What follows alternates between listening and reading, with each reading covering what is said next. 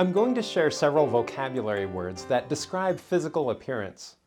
After you watch this video, use several of these words to describe your physical appearance. When you describe people, you might describe their hair. You might refer to the color. Someone can be blonde. If the hair is darker, it might be brunette or brown. If the hair is really dark, you might call it black, but we usually just call it dark. The length of the hair might be long or short. The style might be curly, wavy, or straight. Some people have bangs, which is hair that is in front of the forehead. Men might have sideburns. They might also be bald, or they might have a receding hairline. When you describe people, you might also describe their eyes. You might refer to the color. Brown eyes are the most common throughout the world. But a number of people, especially people from Europe, have eyes that are blue, green, or gray. Another way to refer to someone's eyes is by the lenses that they use. Almost half of Americans wear glasses, but some use glasses only when they read. Of course, many people wear contacts, that is, contact lenses. Let's talk about physical build. Is there a difference between skinny and slim? Is there a difference between chubby and overweight? Absolutely. You need to be careful when you describe someone's build. Different words prompt different emotions. When you combine the emotions of a word with the meaning of a word, you have the connotation of a word. What are some of the words that describe a thin person? Skinny can have a negative connotation. Slender, slim, and lean generally have a positive connotation.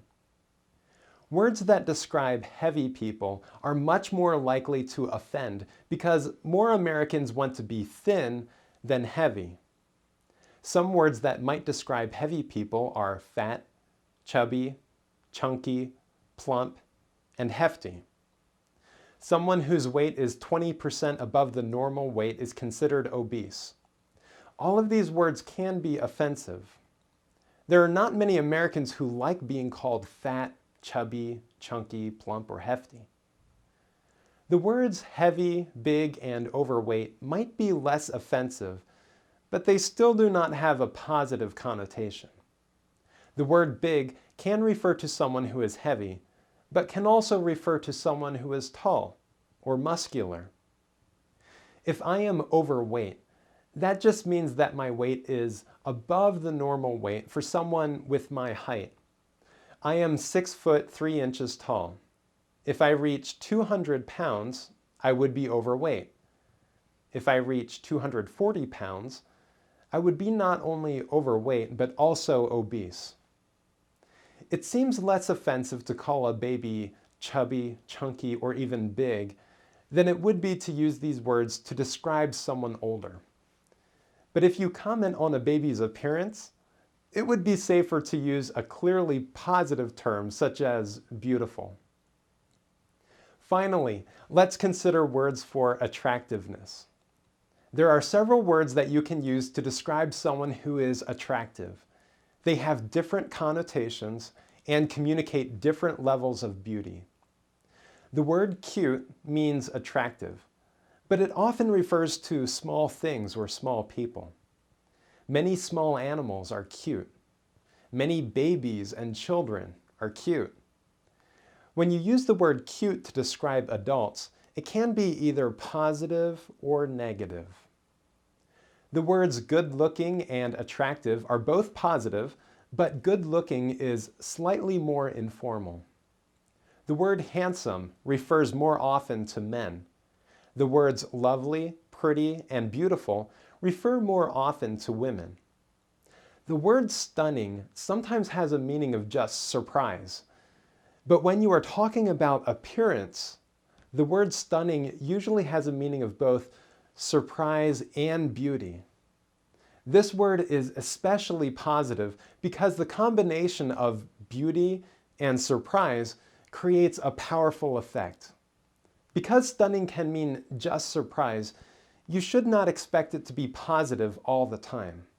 Somebody's anger can be stunning. Somebody's ignorance can be stunning. But when somebody's beauty is stunning, it is a positive experience. The word gorgeous is stronger than all the other words on the beauty scale and usually refers to women. Someone who is especially beautiful is gorgeous. Now it's your turn. Use several of these vocabulary words to describe your physical appearance. You don't need to talk about everything. Maybe you will choose to describe your physical build, your attractiveness, and your hair and eyes.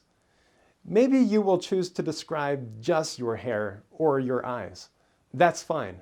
But take some time right now to describe your physical appearance by adding a comment to the web page for this video.